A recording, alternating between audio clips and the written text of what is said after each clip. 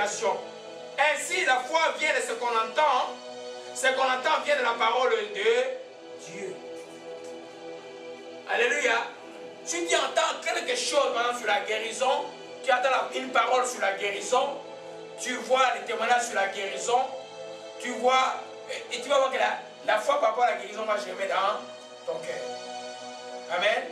Et tu entends l'enseignement sur la délivrance, et tu vois la foi par rapport à ta délivrance va germer dans ton cœur. Parce que la foi vient de ce qu'on entend. La foi ne vient pas du germe. Alléluia. Amen. Amen. Et l'Esprit me rappelle quelque chose. Alors, dans Luc chapitre 4. Amen. Alléluia. Luc chapitre 4. Amen.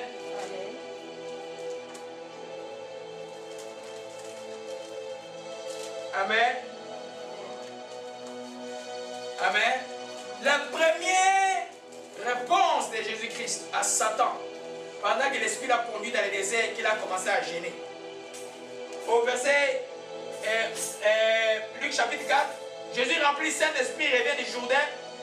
Il fut conduit dans le désert, et par l'Esprit, où il fut conduit dans le désert dans le désert.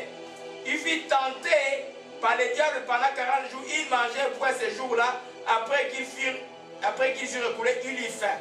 Mais le diable dit, si tu es fils de Dieu, convertis cette pierre, qu'elle devienne du pain. Jésus lui répondit, il est écrit, l'homme ne vivra pas du pain seulement, mais de toute parole qui sort de la bouche de l'Éternel dans notre version et dans notre partie de l'Évangile. Amen. Si l'homme ne vivra pas seulement du pain, et qui peut vivre de la parole de Dieu. Amen. Jésus était en quoi? En jeûne. Il a vécu pendant les jeûnes à cause de quoi? La parole de Dieu. La communion avec Dieu. Amen. C'est pourquoi quand tu jeûnes, la soif de la parole, la lecture de la parole doit être intense. Et Satan, quand vous jeûnez, vous avez l'impression que vous ne sentez pas que vous avez hâte que les jeûnes terminent. Vous ne voulez pas. Satan ne fait pas que nous lisons la Bible. C'est à cause de ça. Or, ce que nous devons faire quand nous jeûnons, c'est de méditer, c'est de nous nourrir de la parole de Dieu. Parce que c'est la nourriture de l'esprit. Pourquoi la parole est nourriture de l'esprit? Parce que la parole donne la foi. Alléluia. Donc, ton jeûne, s'il n'est pas accompagné d'une lecture sérieuse de la parole de Dieu, même si tu vas attendre des révélations, lis d'abord la parole de Dieu. De quoi tu te parles simplement par un verset biblique. Alléluia. Rappelons-nous que les Saint-Esprit ne peut pas dire quelque chose qui n'est pas écrit. Moi, je vais dire l'Esprit de ce jour-ci, soyez attentifs, soyez attentifs. Vous savez, j'ai trouvé où? J'ai trouvé la tête de Daniel. Le Daniel me dit, homme de Dieu, sois attentif à la parole. Et puis j'ai commencé à méditer ça, depuis 3 jours, je médite sur ça. Ça veut dire quoi exactement? Alléluia. Amen. Donc, c'est vraiment, ne gênez pas pour avoir la foi. Méditez, lisez la parole tous les jours, écoutez les prédications, c'est de là où que votre foi viendra. Alors quand vous avez ça, vous mélangez ça avec les jeûnes et avec la foi, avec la prière, c'est pour que le royaume des ténèbres s'éloigne de vous. Et c'est pour que vous voyez clair. C'est pour que Dieu vous fasse miséricorde. C'est pour toutes les raisons que j'ai énumérées tout à l'heure. Alléluia. Amen. La troisième raison, fausse raison de gêner, donnez-le-moi. Amen. La troisième fausse raison, vous avez entendu des gens qui disent que Dieu m'aime pas. Vous avez entendu Dieu m'aime pas. Donc ils ont tendance de gêner pour que Dieu puisse les aimer.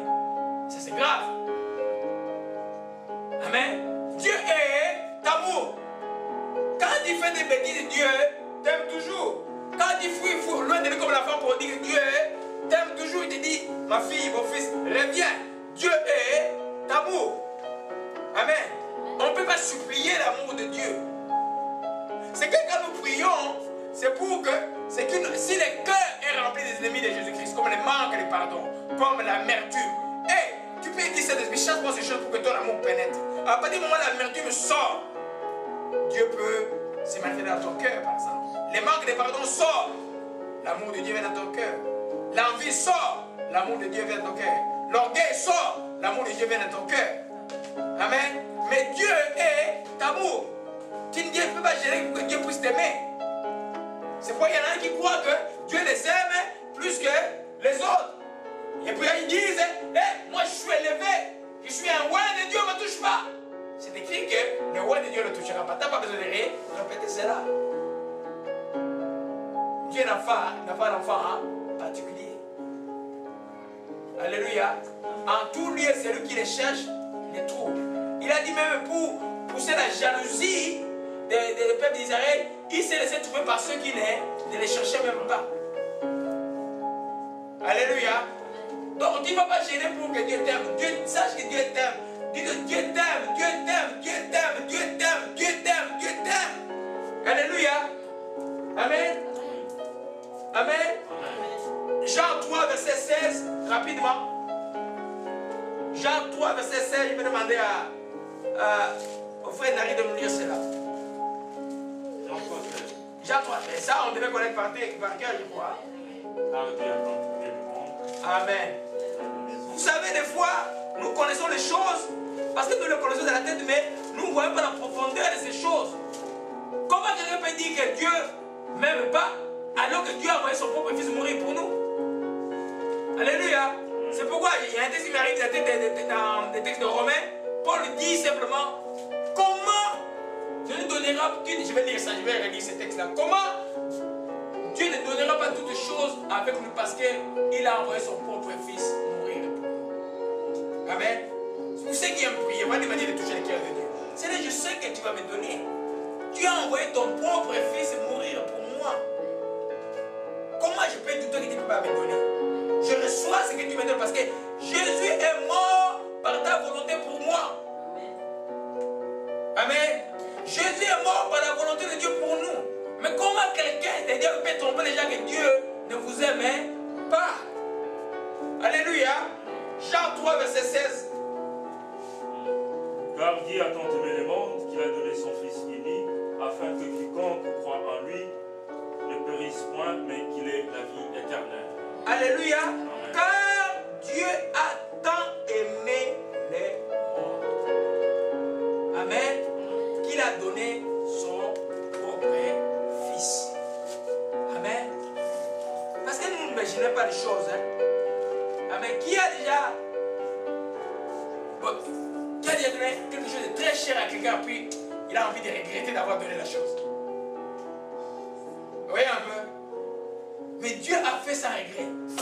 A donné son propre Fils pour toi et pour moi. Alors, de dire que Dieu ne m'aime pas, non. Oh, s'il m'aimait, pourquoi il m'avait laissé la situation? Pour moi, il dit quand j'étais enfant, qu'on me donne telle chose. Ce n'est pas la faute de Dieu, c'est la faute de tes parents. C'est la faute de tes arrière-parents qui ont fait des pactes. Amen. Oh, gloire à Jésus-Christ. Amen. Amen. Donc, je vais aller dans le texte de Romains rapidement pour nous rappeler un texte. Amen. Quand la Bible dit Dieu a tant aimé le monde, c'est-à-dire que Dieu a mis le comble de son amour, son grand amour, pour nous racheter de la malédiction. Amen. Il y en a qui croient qu'ils sont maudits. Dieu dit que nous sommes bénis. Je ne suis pas encore arrivé là. Alléluia. Amen. Amen. Alléluia. Romains 8, verset 32. Soulignez cela, mes bien-aimés. Priez avec ça cette semaine. Romains 8, verset 32. Lui qui n'a point épargné son propre Fils, qu'il a livré pour nous tous, comment ne nous donnera-t-il pas toutes choses avec soulignez cela. Romains 8 et 32. Lui qui n'a point épargné son propre Fils, qu'il a livré pour nous, comment ne nous donnera-t-il pas toutes choses avec lui? Qui accusera les élus de Dieu? C'est Dieu qui justifie. Qui les condamnera? Christ est mort. Bien plus il est ressuscité, il est la cause de Dieu, mais il intercède pour nous. Bien aimé, des fois quand nous disons la parole, ne soyons pas pressés chapitre de Romains 8, quand vous l'avez bien connu dans la vie, vous êtes un chrétien puissant. Alléluia. Lui qui n'a point parlé son point, comment ne nous donnera pas toutes choses avec lui? Paul pose la question parce qu'il voit l'incrédulité, le découragement parmi les croyants, qui dit est-ce que Dieu va me bénir ou pas? Dieu va bénir parce que c'est sa volonté de nous bénir. Amen. J'en arrive à la quatrième fausse raison, gêner pour que Dieu me bénisse. Ah, là ça va beaucoup chambouler les têtes. Amen. Gêner pour que Dieu me bénisse. Amen. C'est quelque chose de profond. La nuit, j'ai dit, c'est toi qui m'as donné ça, j'ai effacé la première feuille. J'ai dit, non, non, c'est pas toi qui m'as donné, j'ai effacé. Il écrit. Gêner pour que Dieu me bénisse, c'est une fausse raison.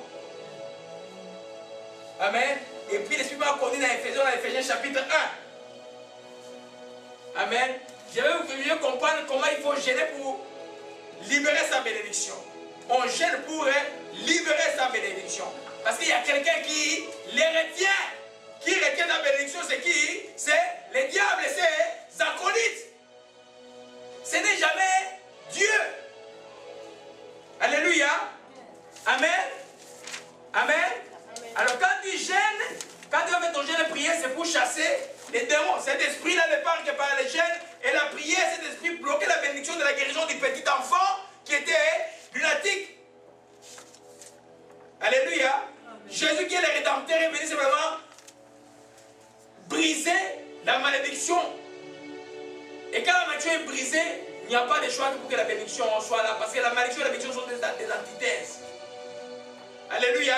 Allons maintenant dans la vérité, mes bien-aimés. Amen. Amen. Paul, l'apôtre de Jésus-Christ, par la volonté de Dieu aux saints qui sont à Éphèse, aux fidèles en Jésus-Christ, que la grâce et la paix vous soient données de la part de Dieu notre Seigneur Jésus-Christ. C'est remettre, tu peux lire le verset 3 et 4 et 5 jusqu'à 7. Je lis au nom du Seigneur, Éphésiens 1. Béni soit Dieu, le Père de notre Seigneur Jésus-Christ, qui nous a bénis de toutes sortes de bénédictions spirituelles dans le lieu céleste en Christ. En lui, Dieu nous a élus avant la fondation du monde pour que nous soyons saints et irrépréhensibles devant lui, nous ayant prédestinés dans son amour à être ses enfants d'adoption par Jésus-Christ, selon le bon plaisir de sa volonté, à la louange de la gloire de sa grâce qu'il nous a accordée en son bien-aimé. En lui, nous avons la rédemption par son sang, la rémission de péchés selon la richesse de sa grâce. Amen. Amen. Amen. Amen. Béni soit Dieu le Père notre qui nous a bénis de toutes sortes de bénédictions spirituelles dans le lieu céleste en Christ. Nous avons déjà été bénis. L'usurpateur vient, il retient. Par notre propre faute, parce que vous savez que Adam, c'est Adam qui a donné le monde à Satan. Dieu l'a dit de dominer sur la terre, c'est Dieu qui régnait dans les jardins d'Éden, mais Adam a cédé l'autorité.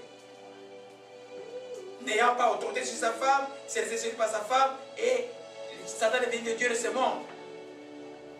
Mais quand nous revenons en Christ, nous sommes, en anglais on dit redeem. Amen. En français c'est, nous sommes rachetés. Rachetés de toutes malédictions. Il est écrit dans la Bible que nous sommes rachetés. Mais toi, maintenant, quand tu ne vois pas la bénédiction, tu dois réclamer que je suis racheté de toutes malédictions. Je suis béni avant la fonction du monde.